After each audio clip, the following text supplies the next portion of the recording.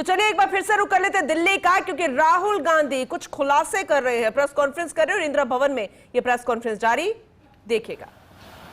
People who are supposed to have added voters don't know that they've added voters. People who've deleted voters don't know that they've deleted voters. You can see, you might remember that, those names there, JW, JW, JW, JW from the last presentation. Same model. So it's the same system that is doing this. It's doing it in Karnataka, it's doing it in Maharashtra, it's done it in Haryana, it's done it in UP, and we have proof of all of it.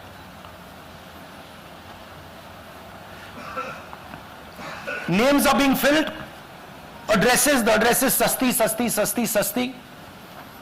Name is UQ, JJW.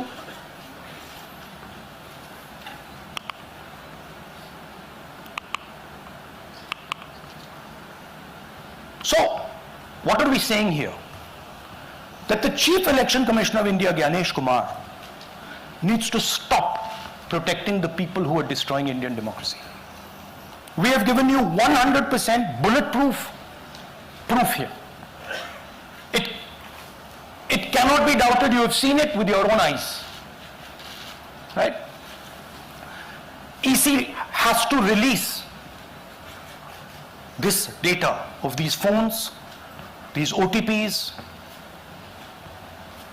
within a week.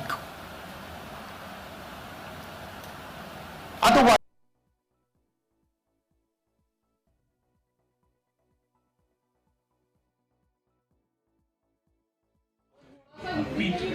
Hindi में बोले?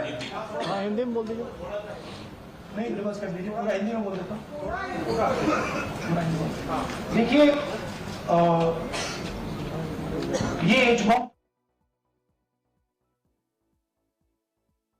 है, as bomb आ रहा है, hydrogen bomb आ रहा है। ये एक और उदाहरण है वोट चोरी का। पिछली बार मैंने आपको एडिशंस के बारे में बताया था, ये हम आपको डिलीशंस के बारे में दिखा रहे हैं, और सबूत के साथ हम आपको दिखाएंगे कि ये जो डिलीशंस हुए हैं ये सेंट्रलाइज तरीके से कॉल सेंटर के प्रयोग करके, सॉफ्टवेयर के प्रयोग करके किए गए हैं।